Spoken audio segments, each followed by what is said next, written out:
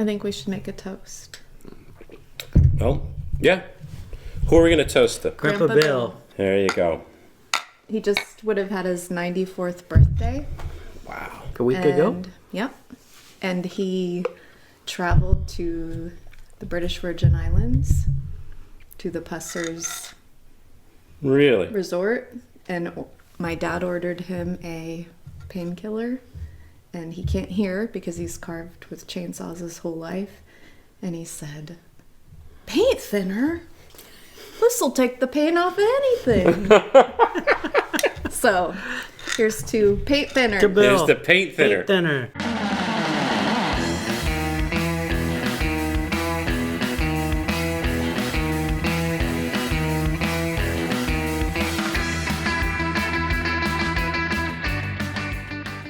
But that is what we are drinking. We are drinking painkillers Paint thinners.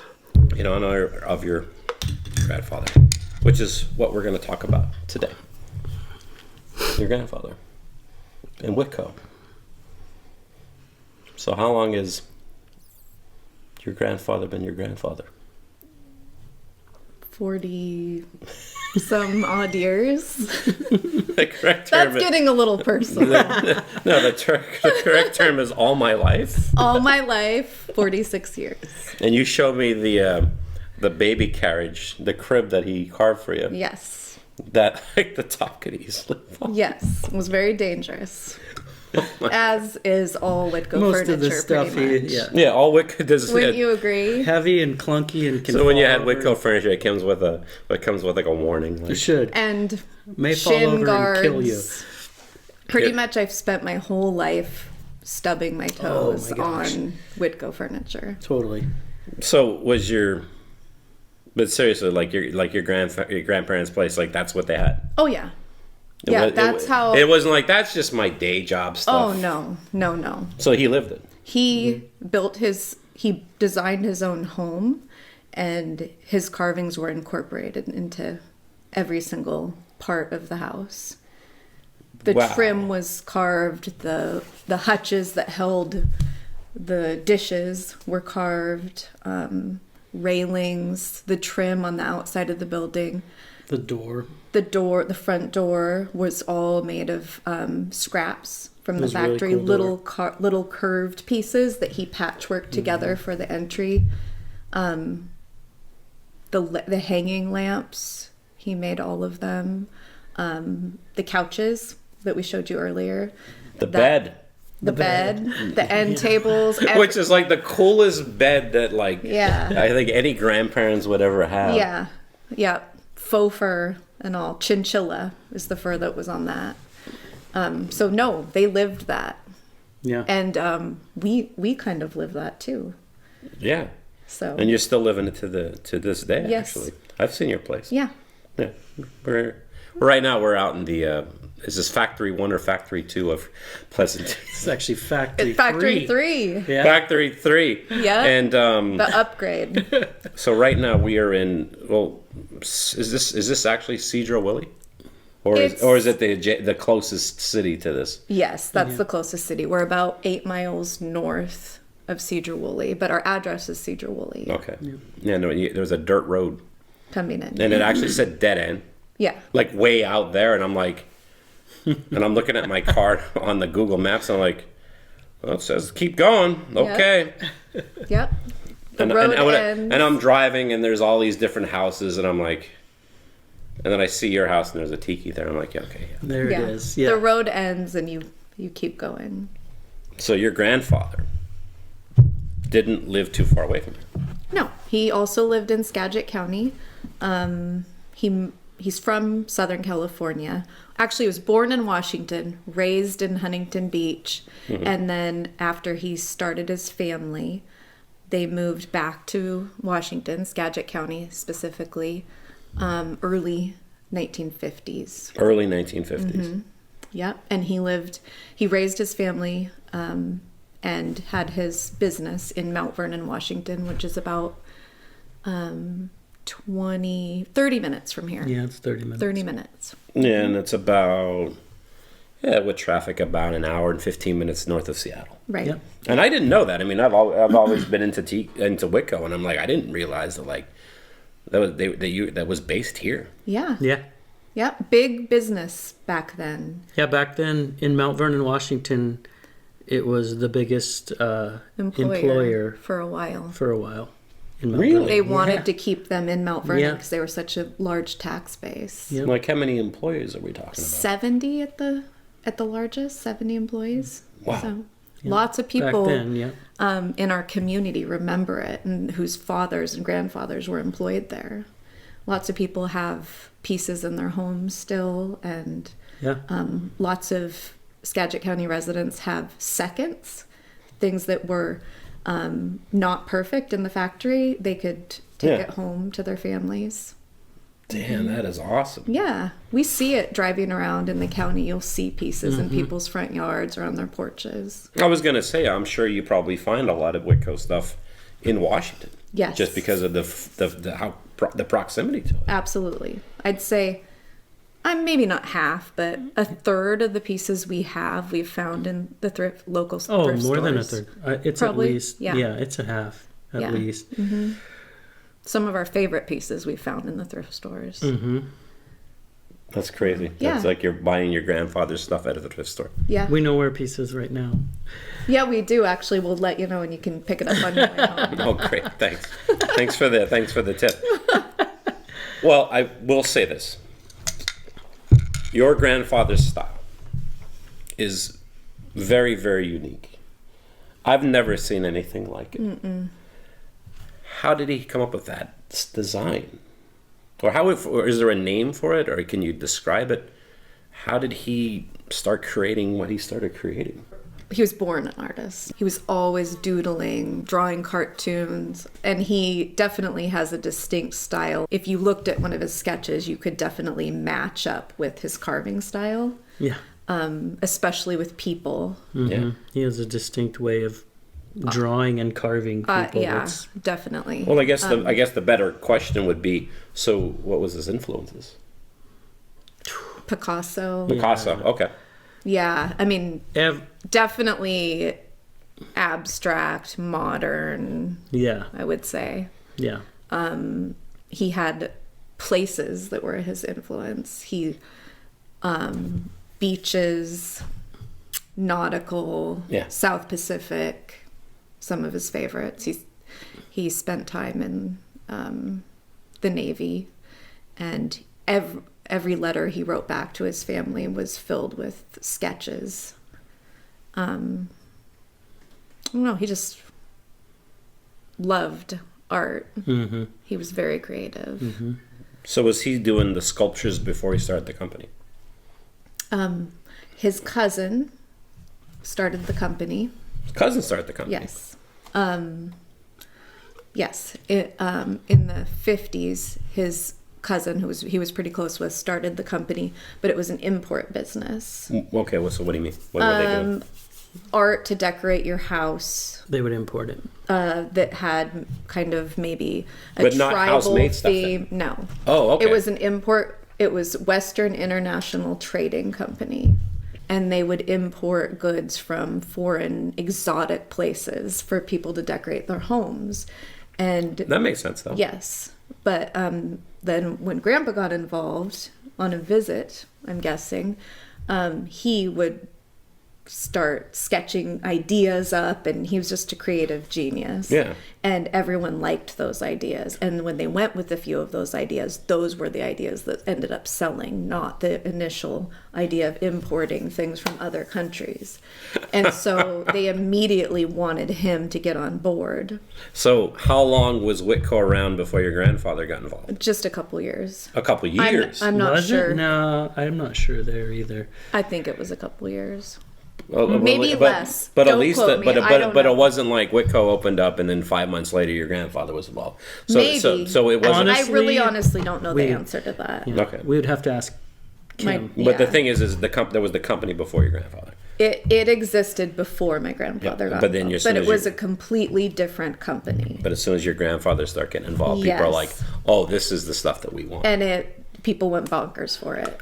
Yeah. So he still lived in Southern California near Yeah. Huntington Beach and was working at a different job and starting to have kids, and that's where they thought they would end up. But it turned out that he became very involved with the designs of what Witco was doing. So he was in Southern California carving tikis out of bars of ivory soap and mailing them up to Western Washington for another person to carve out of wood so that they could sell it for the company. Bars of ivory soap. Yes. So he'd make a prototype, Yes. and then someone else would actually make the carvings. Yes. And he did that pretty much his whole throughout Witco. He would make the prototype, and Not out of soap after. no, a while. after that he would Yeah. carve them, but he would make a prototype, and then the guy's carving would Yeah. look. There has to be a story somewhere where like he made a prototype out of ivory soap, and then someone took this up and was like using it in the chat. Yeah.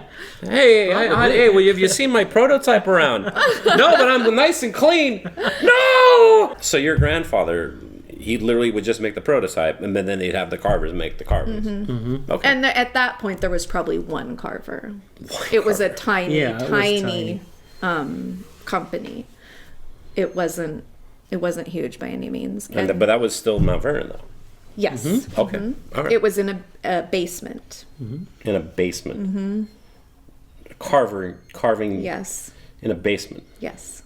I'm sure the neighbors love that. Yeah. Yeah, They Yeah. can't I even can bang only on the walls because imagine. they're not going to hear you anyway. yeah, Yeah.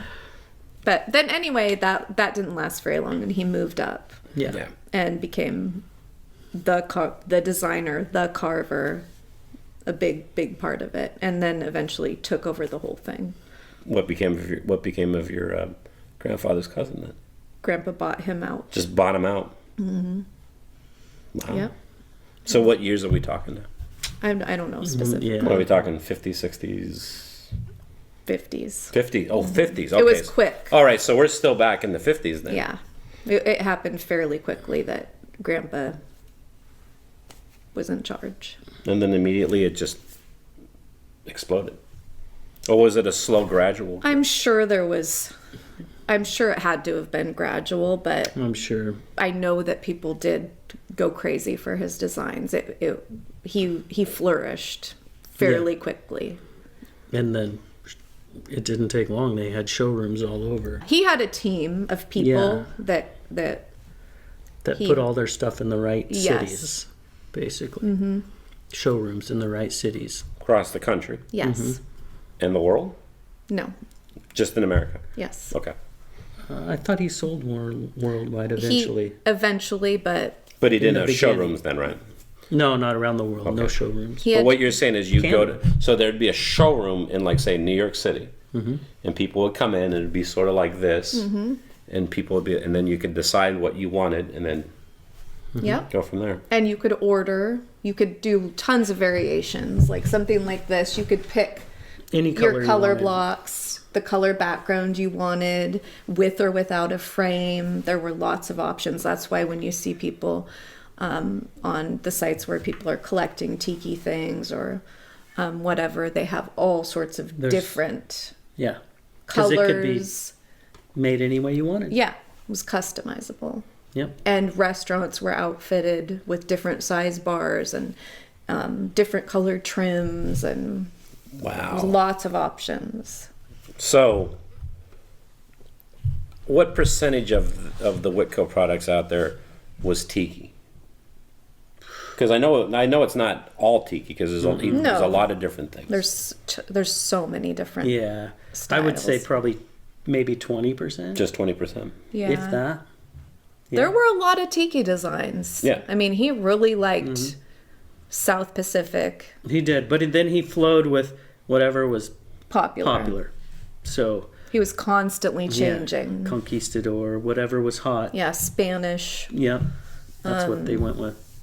lots of different stuff. But I would guess more than 20% because there's so many little tiki figurines and. But I a don't lot know, of this, that's a good a lot of the question. stuff that they call tiki isn't tiki anyway. Yeah. You know, it's just a mask that he's carved. It could be any mask. Yeah. What I'm guessing is probably like, and this is how it is even to this day, it's sort of like, yeah, we'd all love to have the globe.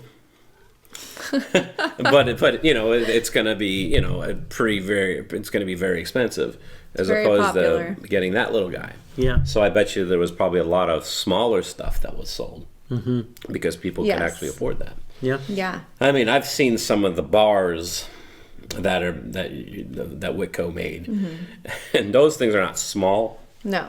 And some of the furniture, Heavy. heavy, lot of wood. That can't be cheap. No. It was cheap back then. The wood was cheap back then because it was considered Junk wood. junk wood. The cedar he used was He wasn't- called it swamp cedar. Yeah, he called it swamp cedar, but it wasn't necessarily used for building because it had knots and stuff in it. Oh, yeah. So it would break easy. So he could get it pretty cheap, and that's what he used. Now that wood is Outrageous. outrageously Yeah. expensive. But I mean, so when he was selling, so throughout the years, like Witco stuff was not cheap ever. Like, No, I think I think it was- people that were buying it were probably upper middle class. that's what I'm thinking. yeah, Yeah. I'm thinking too.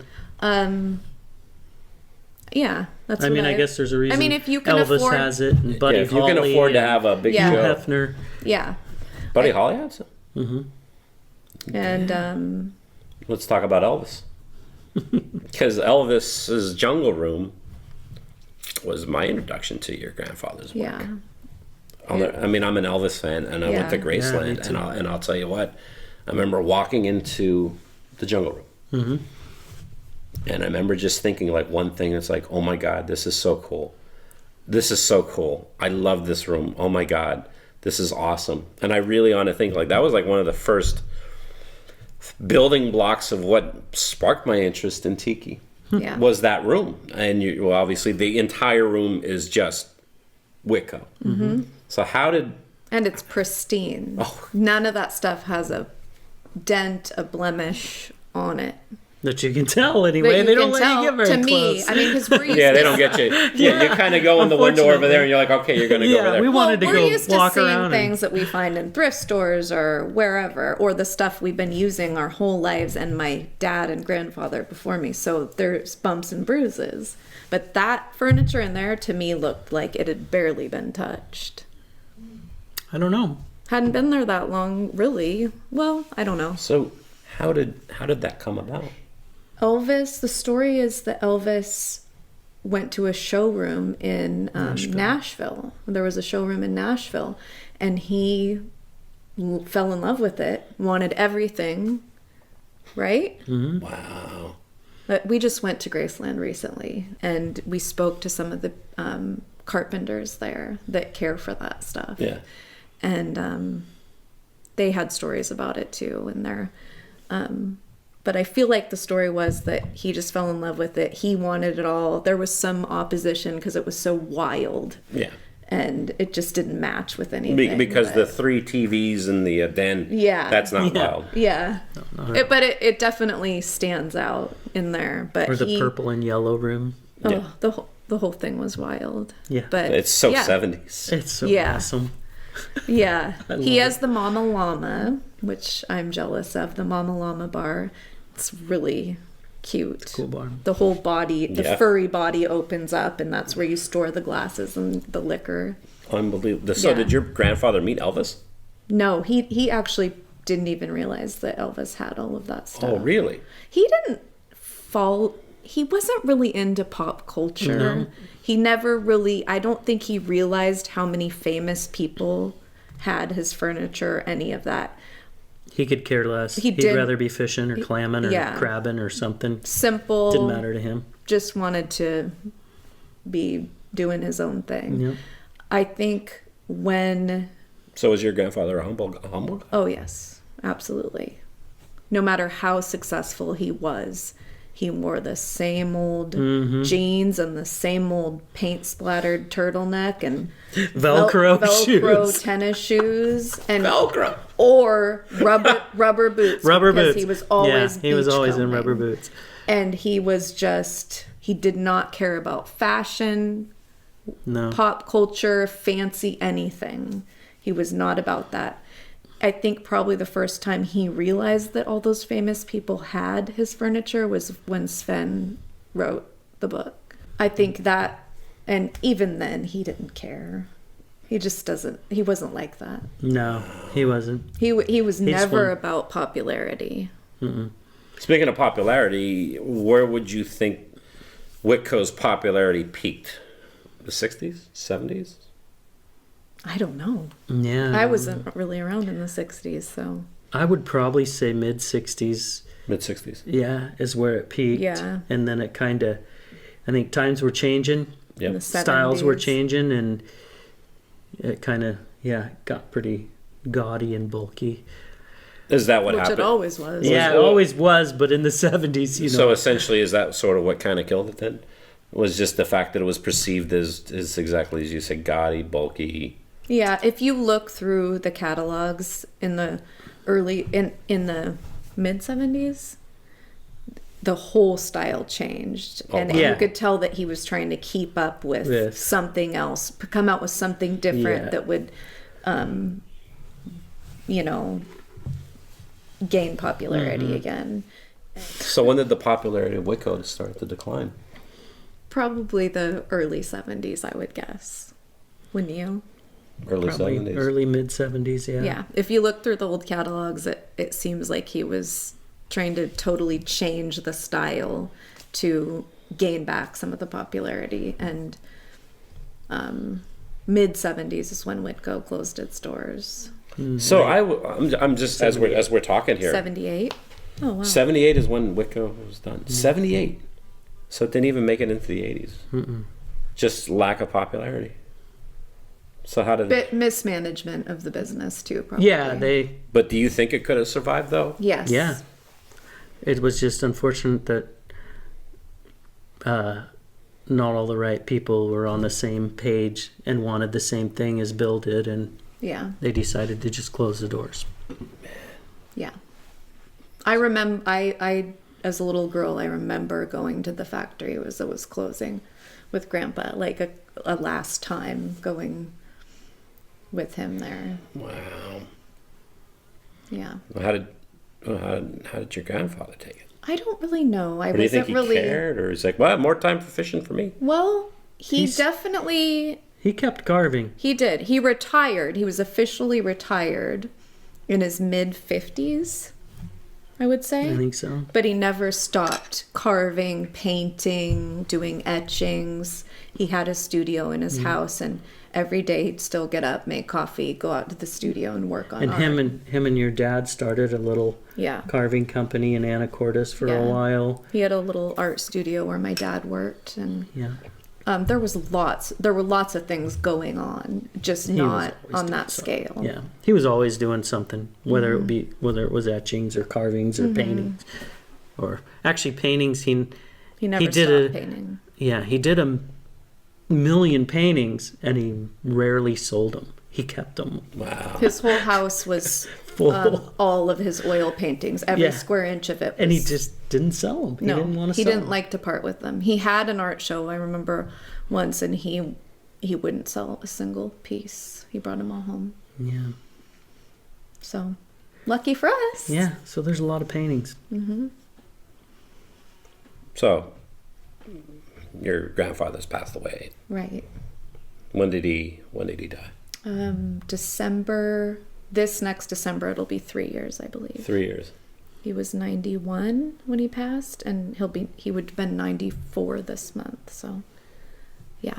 Because the reason why I ask is because, well, there has been a rise in popularity in Witco Yes. since Tiki's become popular again. We're more popular, and at least I got to see that. Yeah, for sure. Oh, To yeah. see that there's a lot of people out there that like love his work Absolutely. and is highly desirable. Yes. And that was a joy to watch. Yeah. It was really cool to see him be recognized again, and on such a large scale. Yeah. Yeah. Really cool. And for him to watch Ken carve. Yeah. I think what's Well, this is kind of how I see things, like when it comes to, like, let's just talk about tiki paraphernalia in general. You know, like a lot of this stuff you find at the thrift stores. And for a long time, going into the 70s, going into the 80s, like, no one cared about any of this stuff. You know, like, you know, you'd have these pieces, like this guy right here, like that'd be like sitting on a shelf at a Goodwill for like years, and who would buy it, you know? Mm-hmm. So eventually, a lot of this stuff gets thrown away. Mm-hmm. And it's hard. And I just think it's cool, like even with like Tiki, that there's an appreciation for this stuff, and people are grabbing this and saving this stuff. Me too. Mm-hmm.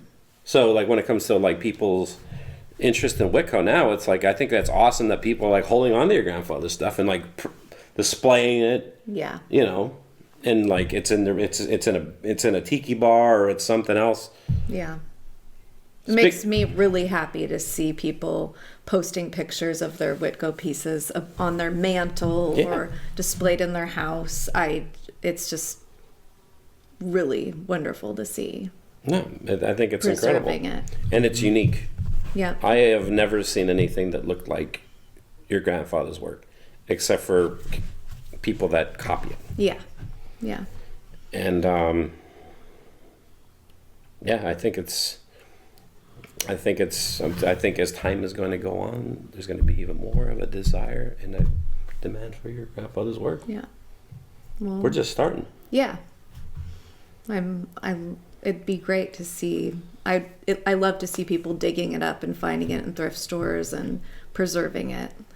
There's only so much out there. We don't find as much as we used to. No, we don't. But well, you got to think. I mean, there's probably, just like how you were saying, if there's a lot of people that bought their Witco stuff and they lived here, and if the company made that much of an impact in the area, you're going to hold on to that. Yeah. Mm-hmm. You know, the Witco probably meant a lot more to the people here than, say, someone who bought something like that lived in like, I don't know, like the East Coast or something like that.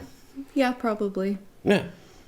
There's definitely hot spots around the nation for finding definitely Witco stuff. Wherever there was a showroom. That seems to be a pretty good spot. Yeah, exactly. Southern California is pretty good. Florida is really good.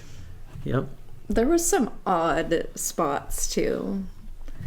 We'll have to look later, but and even I know Nashville lately. People have been finding stuff in Nashville. Chicago, New York, Beverly Hills, L.A. Yeah. Somewhere in Texas. Dallas. Restaurants. A lot of restaurants. I don't really know. I don't really have a list of all the places he did. He traveled a lot and did installations.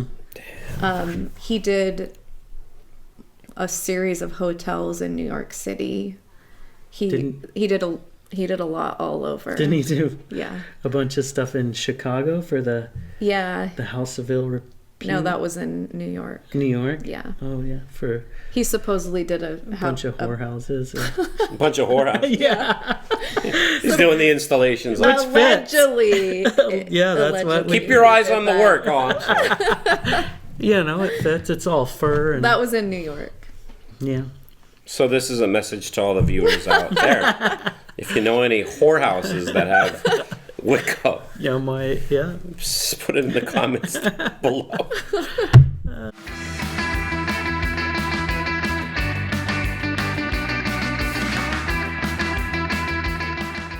Thank you guys for inviting me to your place. And mahalo, aloha, and all that other crap. Cheers. Cheers. If I happen to be in a whorehouse and I see your grandfather's carving, I'll let you know. Yeah, dude. I'll text you before I get down to business. I'd like to know where those are. Heather, look at this stuff. It's like, great, Ray. I can't wait for that. I'm about to get busy, but oh my Lord. I was about ready to get down to business, and I stumbled upon this faux fur headboard. It's like I'm posing with the. Hey gang, this is Tiki with Ray, and I just want to say thank you very much for checking out my video. I hope you enjoyed it. And if you want to see more episodes, click on the subscribe button. And if you liked the video, give it a like. That would mean a lot to me. And if you have any comments or suggestions, please leave a comment in the comment section below.